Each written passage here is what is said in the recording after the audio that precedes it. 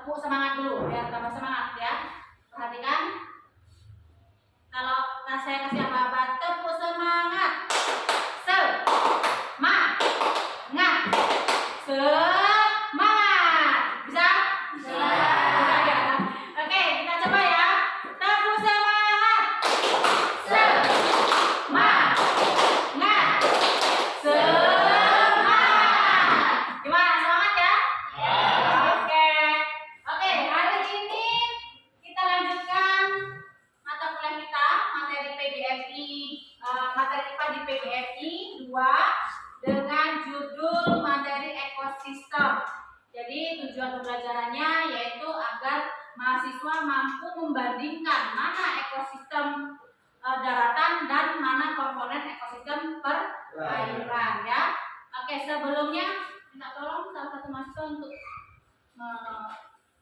memasangkan alat bantu untuk menampilkan PowerPoint-nya.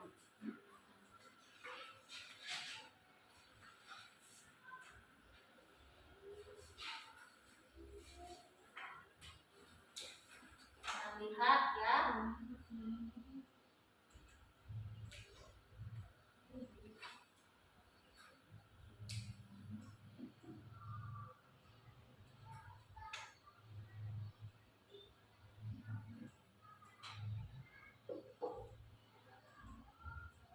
Oke, materi kita hari ini yaitu ekosistem.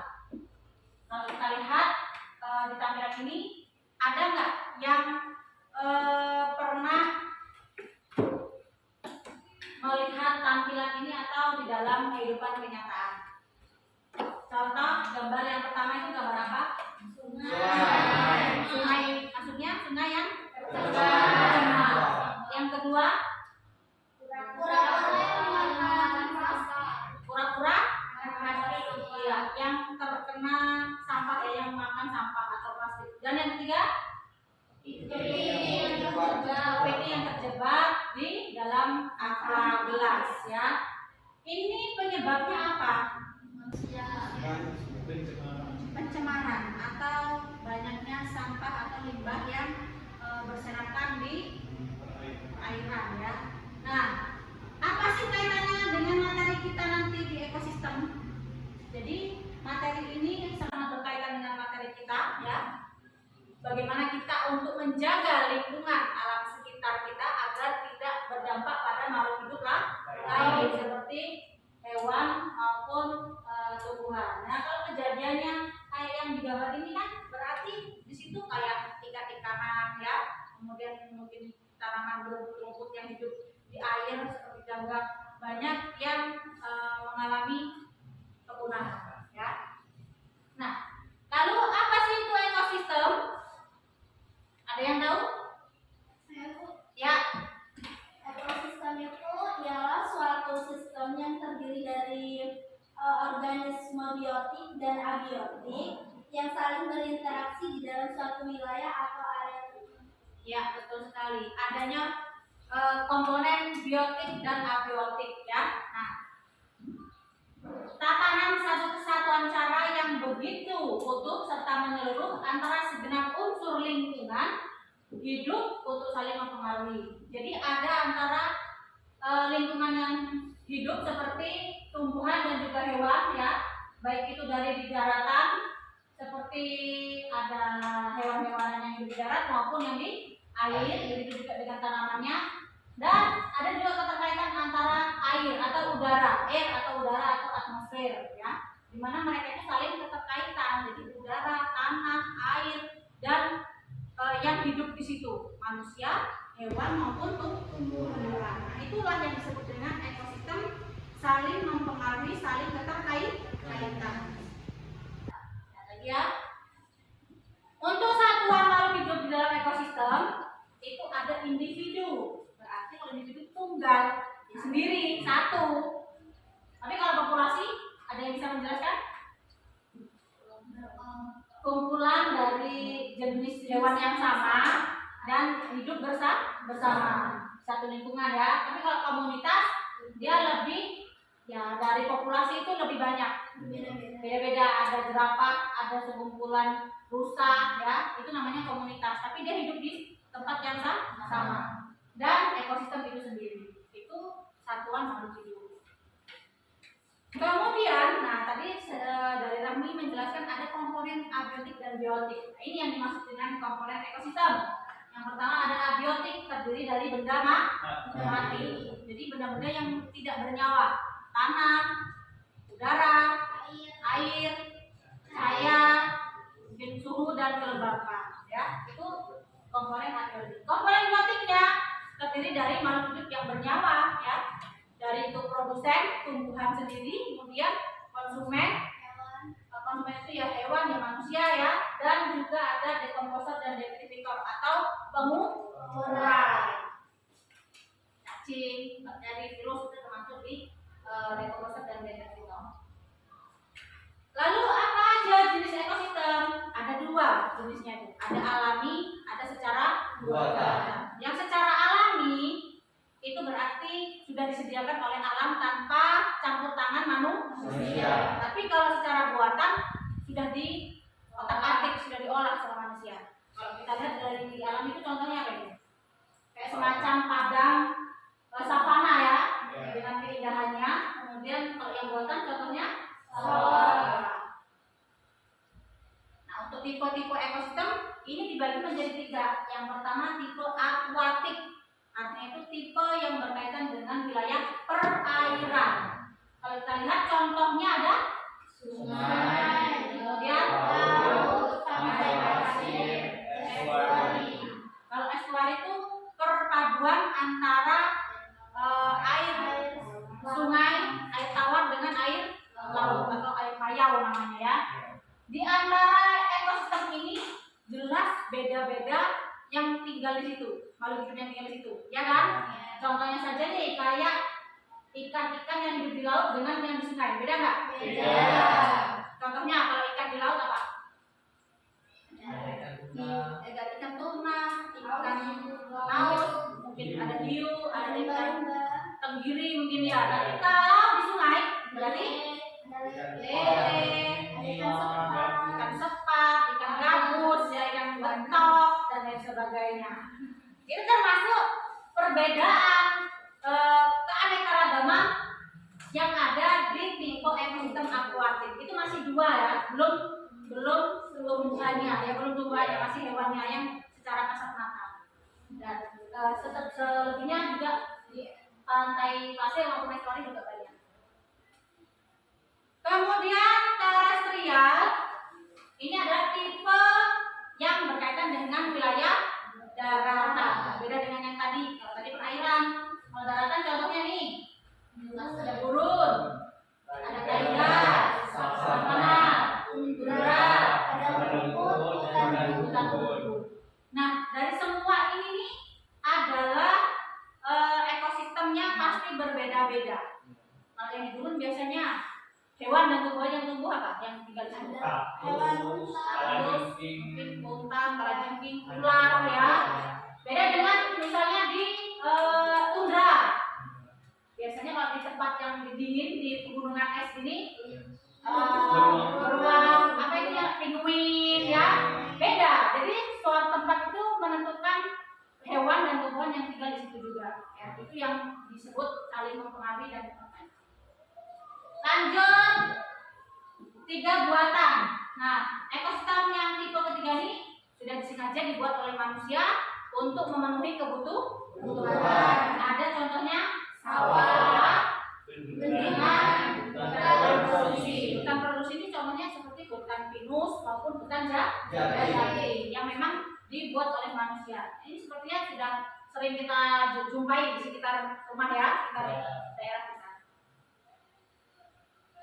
Nah, lalu faktor-faktor yang mempengaruhi ekosistem.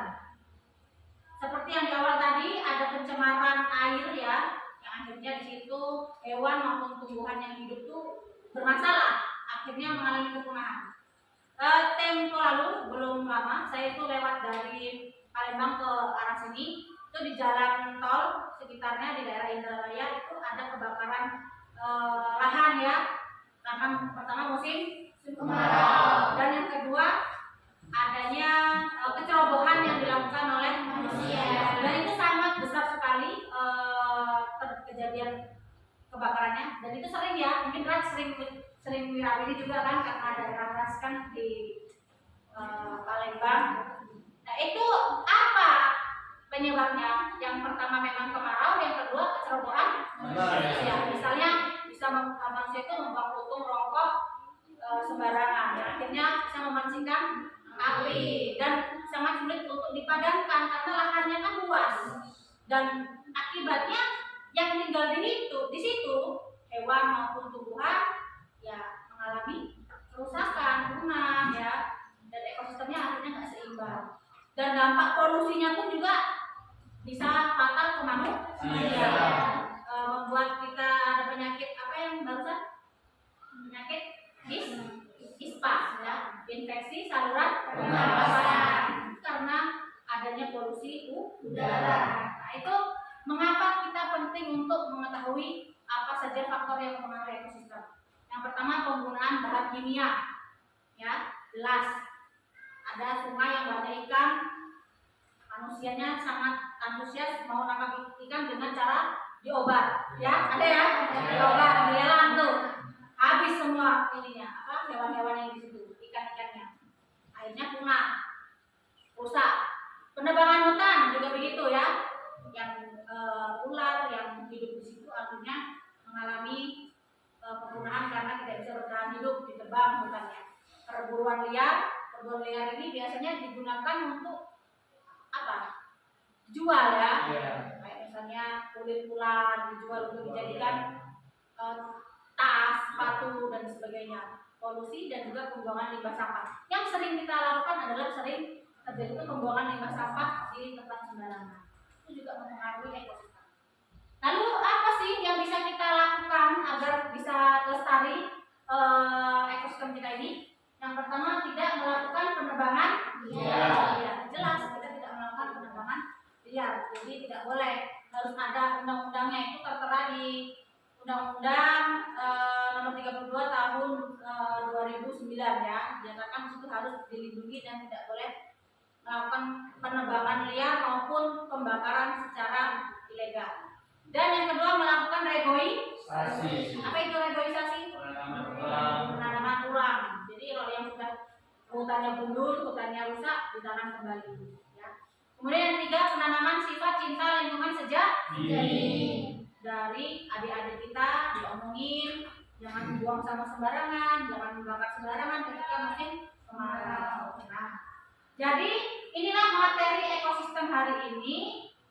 Kira-kira ada yang belum jelas, nanti bisa didiskusikan karena metode kita hari ini adalah metode presentasi, diskusi serta pengamatan. Jadi ada pengamatan nanti. Nanti kalian akan mengamati komponen abiotik maupun biotik yang ada di sekitar lingkungan kampus. Nah, ini dia tugasnya ya. Lakukan kegiatan pengamatan bersama kelompok untuk membandingkan ekosistem darat dan perairan yang ada di sekitar kampus TAI Arsiditya. Dan cara kerja serta lembarnya nanti akan saya bagikan. Ya, jadi untuk lebih jelasnya saya kasih penugasan pengamatan.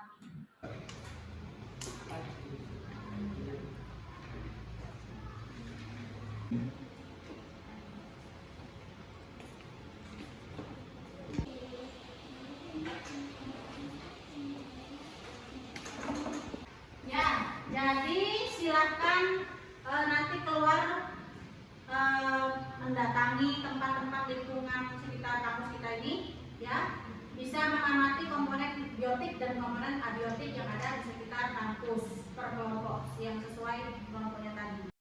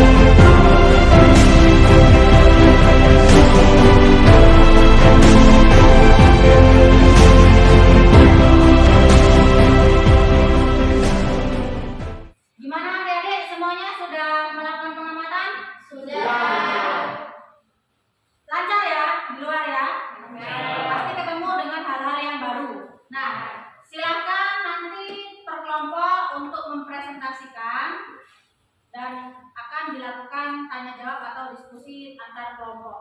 Ya, dari kelompok pertama bisa dimulai. Jadi hasil pengamatan dari kelompok 1 dari kelompok komponen abiotik dan biotik ekosistem darat. Yang pertama, komponen abiotik ekosistem darat ada tanah, air, batu, udara, dan cahaya. Kondisi tanah kering, berbatu atau berkikil. Yang air kondisinya jernih, keruh. Batu kondisinya keras, kasar. Udara kondisinya sejuk, dingin, panas. Cahaya kondisinya terang dan bersinar. Yang kedua, komponen biotik ekosistem darat. Ada pohon ketapang, pohon rujuk merah, mawar merah, sri rezeki, pohon kelak kalem. Jenis hewannya ada cacing tanah, siput, burung, capung, nyamuk, semut, dan laba-laba, dan banyak lagi. Yang selanjutnya akan dilanjutkan oleh Mbak Rani. Bagus, lanjut. Baiklah, di sini saya akan menjelaskan dari hasil pengamatan kami dari komponen abiotik dan biotik ekosistem perairan. Di sini dari komponen abiotiknya terdiri dari tanah, air, udara, cahaya, dan bunyi motor. Nah, di sini kondisinya tanah itu kondisinya kayak gembur atau tidak kasar dan tidak padat. Air itu jernih, udara itu panas, sejuk, bahkan bisa dingin. Terus tuh cahaya itu silau atau panas. Nah, terus di komponen biotik itu di jenis tumbuhannya ada eceng gondok, kangkung, genjer, bunga teratai, lumut, dan gangga.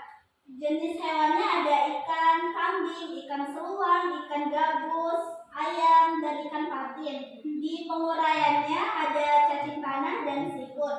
Nah, jadi di sini kesimpulannya dari hasil pengamatan kami dari ekosistem biotik dan abiotik itu terdapat lebih banyak ekosistem biotik karena dari sekitar ini tanamannya lebih banyak atau tumbuhannya itu lebih banyak seperti kayak pohon ketapang, bunga mawar, pohon pucuk merah. Ya, bagus ya. Tapi tadi saya mendengarkan di ekosistem perairan tadi ada ayam. Ayam itu di darat atau di air sih? Di darat ya. Mungkin di sekitar perairan dia ya, bukan di ya, nggak apa-apa. Untuk kelompok 1 sudah melakukan pengamatan dan sudah melakukan presentasi. Jika ada 2 kelompok yang lain ingin bertanya, silakan. Ya, kalian. Ya, jadi boleh. Baiklah, saya akan bertanya untuk kelompok barat ini, yaitu perbedaan apa saja yang tampak jelas antara ekosistem darat pada percobaan 1 dengan ekosistem perairan pada percobaan 2. Oke, baiklah, saya akan menjawab pertanyaan dari Mas Rian. Perbedaan antara ekosistem darat dengan ekosistem air, yaitu komponen biotik utama ekosistem darat adalah tanah. Komponen biotik utama ekosistem darat adalah tanah juga. Penyisi komponen biotik pada ekosistem darat adalah makhluk hidup yang hanya bisa hidup di daratan. Sedangkan penyusun komponen biotik pada ekosistem perairan makhluk hidup yang hidupnya ada di air dan di darat. Contohnya hewan amfibi.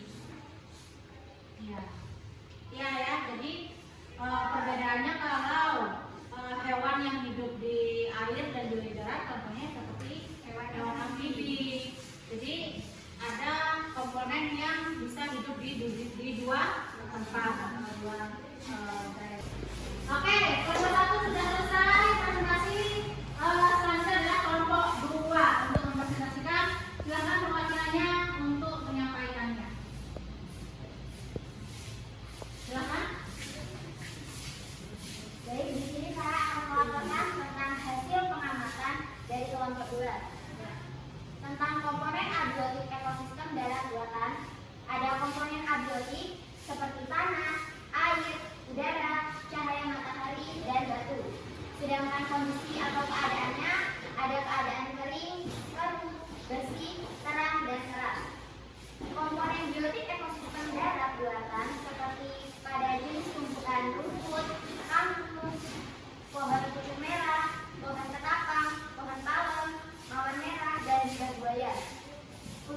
Selanjutnya, jenis hewan seperti belarang, katak, semut, nyamuk, capung, lalat, ulat, dan semut.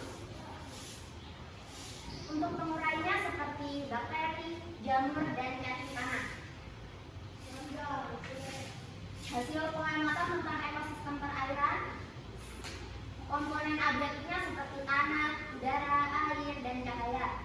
Kondisi keadaannya kering, berpasir, dan tanah merah, serta bersih, keruh, dan terang. Komponen biotik ekosistem perairannya, jenis tumbuhan, kangkung, bunga teratai, genjer, dan eceng gondok. Untuk jenis hewannya, ikan patin, ikan saluang, ikan gabus, dan ikan betok. Untuk pengurainya, bakteri, dan cacing tanah. Oke, bagus ya, sudah terlihat pengamatannya di kelompok 2. Mungkin kelompok yang lain akan menanggapi. Ada yang mau bertanya, kelompok lain? Saya mau izin bertanya mengenai tentang komponen biotik dan abiotik. Menurut komponen apakah yang sama-sama terdapat pada ekosistem darat maupun ekosistem perairan? Tolong menjelaskan. Baiklah, di sini saya akan menjawab pertanyaan dari Mas Awan. Yang terdapat di dalam ekosistem darat dan air adalah komponen abiotik, air, udara, cahaya, matahari. Hanya saja pada ekosistem darat jumlah komponen airnya lebih sedikit dibandingkan komponen airnya. Jadi itulah hasil diskusi kalian, baik itu hasil pengamatannya. Memang kalau kita lihat komponen biotik dan abiotik yang ada di sekitar kampus kita ini, yang paling banyak adalah komponen biotik, di mana tanaman maupun rumput-rumputannya itu lebih banyak dominan ketimbang tumbuhan yang hidup di air. Apalagi sekarang lagi musim kemarau ya, jadi sedikit sekali tumbuhan yang bisa kita jumpai di air tersebut, di wilayah perairan tersebut. Nah, untuk lebih meyakinkan terkait dengan komponen abiotik dan biotiknya, silakan nanti akan kita lanjutkan pengamatan tapi di wilayah yang alami ya, jadi ekosistem alami yang ada di wilayah kampus kita ini, bukan di sekitar kampus tapi di wilayah daerah kita ini. Jadi nanti kalian akan melakukan pengamatan kembali untuk pengayaan kita di materi ini.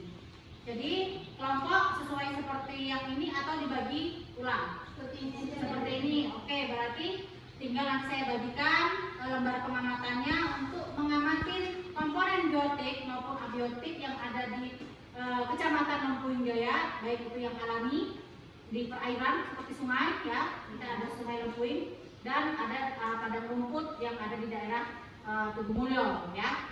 Jadi itu materi kita hari ini. Intinya adik-adik harus bisa bagaimana cara kita untuk menjaga ekosistem kita, tidak membuang sampah sembarangan agar tetap lestari maupun tidak banyak yang punah maupun mati. Itu saja untuk pertemuan kita hari ini. Kita lafalkan hamdalah. Sebelum saya tutup, mari kita tepuk semangat dulu biar tambah semangat. Tepuk semangat. Semangat. Mohon maaf kalau ada kata-kata yang kurang berkenan di hati untuk hari ini. Kita lanjutkan presentasi minggu depan dengan pengamatan yang terbaru di lingkungan di ekosistem yang alami. Saya akhiri, wassalamualaikum warahmatullahi wabarakatuh.